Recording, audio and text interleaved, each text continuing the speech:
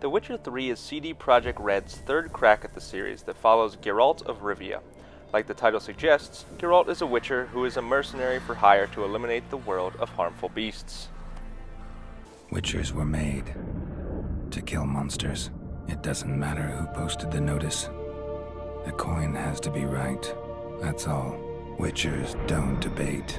Their conscience plays no part. They just get on with it, then pick up the coin pouch tossed at their feet and set off on their way. Folk don't expect Witchers to save them from themselves. Witchers are particularly skilled at taking on huge creatures of the wild thanks to an arsenal of magic attacks called signs, like telekinesis blasts, fire abilities, generating a protective shield, among others. Geralt carries two swords wherever he goes, one made of silver for beasts, and one made of steel for any human who gives him guff. One step more and you'll gain a new hole in your head, Dwan. What do you seek here? Speak!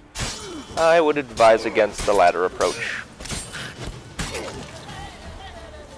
The Witcher 3 is set in a realm that has been ravaged by wartime. The Empire of Nilfgaard has invaded the northern kingdoms. The impact of war is illustrated in virtually every location Geralt visits. The common peasant's way of life has changed, as they now live in constant fear of the looming power of the Nilfgaardians. Where's your gold? You can tell us willingly, or... No, please, we've none left. Sir, help us. Stay out of this. Geralt is less concerned with the war as he has his own problems to handle. After a dream, he goes in search of his niece Ciri, a fellow witcher who has gone missing. I need to find her. Understand? I need every last bit of information available. The game consists of Geralt traveling across a vast open world, talking to strangers and picking up quests any way he can. Witchers aren't particularly popular figures in this world, but people aren't bashful about asking for a witcher's help in solving a problem. Hear about your notice. I'm a witcher. When do you last see your wife? 5 days passed, 'fore dawn. On my way out to hunt, she were asleep. I come back, I've no sign of her. There are quests everywhere in this game, from randomly popping up when riding Geralt's trusty steed Roach, to bulletin boards in each village, to witcher contracts which involve slaying beasts. The quest log becomes a huge laundry list of varying tasks around the game world. Seriously, it's not strange to have more than 30 accepted quests at any given time. That can be a welcome task or an overwhelming experience, depending on the player. When not working on quest lines, The Witcher 3 offers its card game called Gwent. Building a deck and challenging NPC strangers provides a nice escape from the menacing world of beast hunting. Combat is a game of juggling swordplay and magic in The Witcher 3. The Igni firepower and telekinesis blast will buy Geralt some space when facing multiple enemies, but I preferred using the Quen shield, which always granted me a free mistake when in battle. The spells are the only thing that keep the combat interesting. If you take away the spells, combat just consists of swinging the sword with light or heavy attacks with the occasional dodge or parry.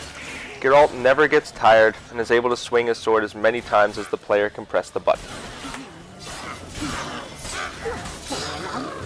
The Witcher 3's open world is immense. The world map has dozens of icons to visit that eventually reach the hundreds, but there are some downsides of having such a huge world, most notably open world jank. Geralt and his horse easily get caught on objects found in the world. Even the AI struggles to deal with it at times, making for some ridiculous combat scenarios.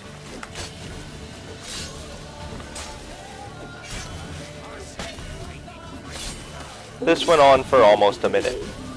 Character movement doesn't do the player any favors either.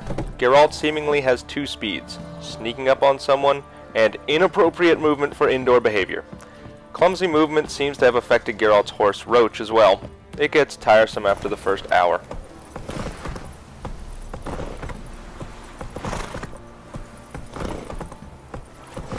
The game's inventory plays a big role in player progression.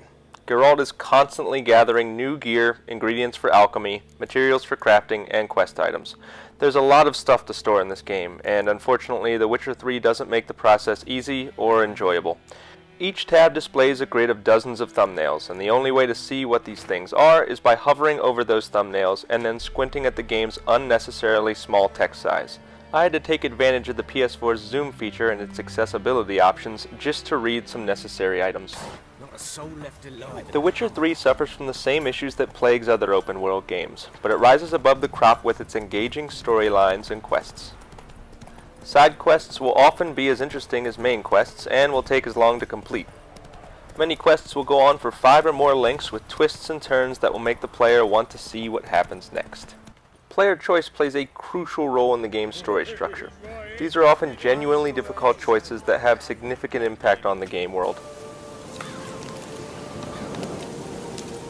I will not touch drink. I will find the hermit. And once she is herself again, we will find you. Swear it. You have my word, child. Because of its tremendous writing, The Witcher 3 should be tried out by any big fan of high fantasy fiction. Some won't be able to make it past the technical flaws, but artistically, it's one of the best games of the year. That's why I rated it an 8.75 out of 10. If you're looking for more video reviews like this one, be sure to subscribe to the channel and let me know in the comment section or on Twitter at GameGuyPGH. Thank you for watching.